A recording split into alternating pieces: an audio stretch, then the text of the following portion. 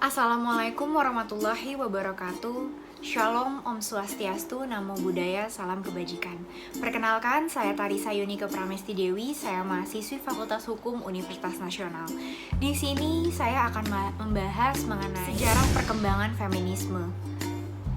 Membahas mengenai feminisme, pastinya yang langsung terfikirkan di kepala kita adalah mengenai perempuan dengan segala macam pandangannya dan pergerakannya yang selalu saja dikaitkan dengan kaum laki-laki.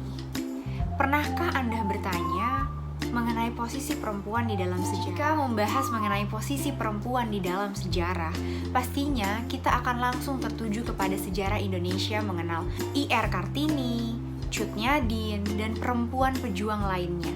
Namun meskipun berperan di dalam sejarah, apakah perempuan dan laki-laki sudah bisa dianggap setara?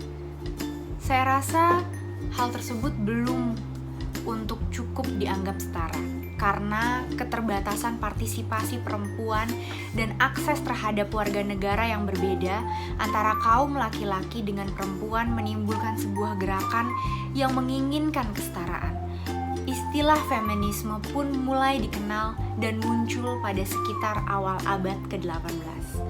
Mengenai feminisme, pasti banyak yang masih belum paham mengenai apa sih feminisme itu. Jika kita bahas mengenai feminisme adalah serangkaian gerakan sosial, gerakan politik, dan ideologi yang memiliki tujuan yang sama, yaitu untuk mendefinisikan, membangun, dan mencapai kesetaraan gender di lingkup politik, ekonomi, pribadi, dan juga sosial.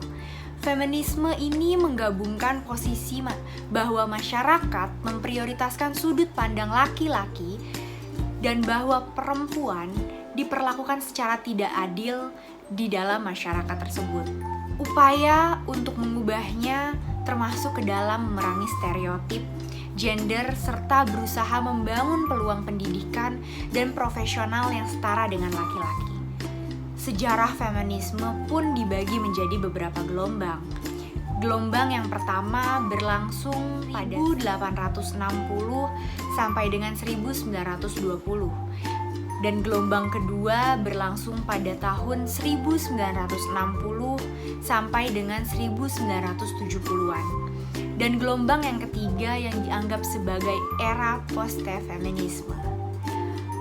Dan fokus feminisme gelombang pertama adalah untuk melawan pandangan patriarki bahwa wanita adalah makhluk yang lebih lemah dibanding kaum laki-laki dan tidak rasional. Feminisme gelombang pertama ini juga memperjuangkan hak pilih untuk perempuan dan kedudukan politik termasuk juga hak perempuan di dalam pendidikan. Selanjutnya, feminisme gelombang kedua. Feminisme gelombang kedua ini mulai memandang feminisme dalam aspek yang lebih luas lagi. Meskipun perempuan sudah memperoleh emansipasi hukum dan politis. Walaupun perempuan masih merasakan diskriminasi, sehingga perempuan mulai memusatkan pada isu yang langsung bersentuhan dengan kehidupan perempuan. Fokusnya terletak pada pembebasan perempuan dalam skala yang lebih luas lagi, dan mulai menyinggung hak-hak di tempat kerja, keluarga, dan juga hak reproduksi. Meskipun muncul dua aliran yang berbeda, feminisme gelombang kedua ini merupakan gelombang di mana perempuan sama-sama kompak memperjuangkan woman liberation. Dan kemajuan zaman membawa feminisme dalam tahap post-feminisme atau feminisme gelombang ketiga. Pada tahap ini, perempuan melihat seperti yang telah disebutkan sebelumnya bahwa perjuangan yang dilakukan oleh perempuan hanya mewakili beberapa golongan aja dan masih ada sekat berupa perbedaan ras dan juga kelas. Di Indonesia salah satunya, perjuangan perempuan untuk mencapai kesetaraan bisa dibilang mulai muncul ke permukaan dan tercermin dalam cerita Raden Ajeng Kartini atau yang biasa kita sebut dengan Ibu Kartini. Lingkungan Raden Ajeng Kartini ini dapat dikatakan mendukung untuk mendapatkan kesempatan mengeluarkan perempuan dari kungkungan patriarki. Namun, bagaimana nasib perempuan-perempuan yang tidak seberuntung Ibu Kartini? Meskipun perjuangan kesetaraan perempuan dengan laki-laki sudah dimulai sejak lama, Namun sampai saat ini, perempuan masih terus mengalami diskriminasi.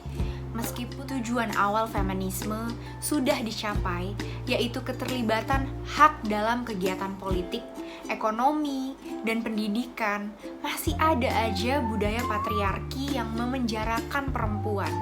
Keterbatasan ini dibangun oleh budaya yang mengakar dalam masyarakat, juga pikiran perempuan sendiri yang menganggap dirinya tidak bebas. Karena terbiasa dengan perlakuan yang diskriminatif yang diakibatkan oleh budayanya sendiri. Yang pada akhirnya membuat para kaum perempuan merasa tidak bebas dan terbatas untuk berekspresi dan mempertunjukkan diri. Di Indonesia sendiri, gerakan feminisme ini tidak lepas dari kontroversi. Namun, beberapa masyarakat Indonesia sudah paham akan gerakan feminisme itu sendiri, walaupun banyak juga pertentangan yang terjadi di tengah gerakan feminisme itu sendiri di Indonesia. Meskipun demikian, gerakan feminisme di Indonesia masih belum mencapai tujuannya. Masih banyaknya kasus yang berhubungan dengan gender, seperti pernikahan dini, pandangan bahwa anak laki-laki itu lebih berharga daripada anak perempuan, dan masih tingginya kekerasan seksual yang terjadi terhadap perempuan, di mana korban perempuan lebih sering disalahkan akan pakaiannya. Pada akhirnya, meski syarat akan kontroversi dan bahkan menjadi bahan lelucon dan bahan candaan atau hinaan, kaum perempuan tetaplah manusia. Salah satu contoh yang berhubungan dengan gender yang banyak sekali kasusnya terjadi ialah mengenai pelecehan seksual, baik itu terhadap perempuan ataupun laki-laki. Pelecehan seksual merupakan perilaku atau sikap yang dianggap melanggar norma kesusilaan dan norma kesopanan yang bertujuan untuk memuaskan nafsu pribadi. Dapat dianggap sebagai tindakan pelecehan seksual apabila tindakan tersebut atau perilaku itu hanya menguntungkan satu pihak saja, sedangkan pihak yang lainnya merasa dirugikan ataupun dipermalukan. Karena pelecehan seksual juga merupakan aksi seksual yang tidak diinginkan oleh korban. Terdapat berbagai bentuk dari pelecehan seksual dan dapat berupa kekerasan fisik, mencium, menguntit, atau siulan, atau bahkan panggilan yang bernada sensual. Menceritakan suatu hal yang berkonteks seksual dan semacamnya yang tidak diinginkan oleh korban pun juga termasuk ke dalam pelecehan seksual. Pelecehan seksual pada mulanya hanya dijumpai saat korban dan pelaku bertemu secara langsung, baik di tempat kerja, tempat pendidikan, jalanan, angkutan umum, bahkan lingkungan perkantoran. Namun seiring dengan lajunya perkembangan teknologi, pelecehan seksual atau banyaknya pelecehan seksual yang atau perbuatan tidak senonoh tersebut dapat kita lihat di dunia maya. Banyaknya pelecehan seksual yang terjadi di media sosial dapat dibuktikan dari makin merebaknya perempuan yang depresi hingga memutuskan untuk bunuh diri karena mendapati komentar buruk di platform media sosialnya. Selain itu, begitu banyak individu khususnya perempuan yang menganggap bahwa dirinya tidak memiliki kecantikan dan memaksakan perekonomian untuk tetap terlihat sempurna di depan media sosial dan mengikuti tren di media sosial yang sangat timpang dengan keadaan aslinya di dunia nyata.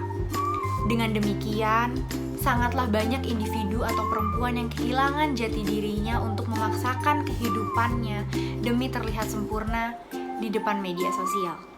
Pelecehan seksual di media sosial pun menimpa perempuan ini dapat dijumpai dari komentar buruk sampai dengan pesan pribadi ataupun pesan video yang berisikan konten tidak senonoh.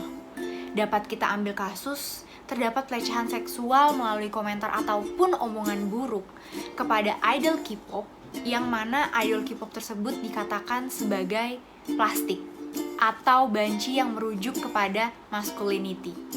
Tidak jarang idol-idol tersebut terkena tekanan mental yang berujung pada depresi dan mengakibatkan bunuh diri. Tidak hanya idol pria, idol wanita K-pop pun sering mendapati pelecehan seksual bukan hanya dari haters, melainkan juga dari pengembarnya sendiri. Di Indonesia sendiri, banyak kita dapati pelecehan seksual kepada perempuan yang membandingkan standar kecantikan. Dapat kita kutip kasus yang menjatuhi KK dan artis ataupun selebgram lain.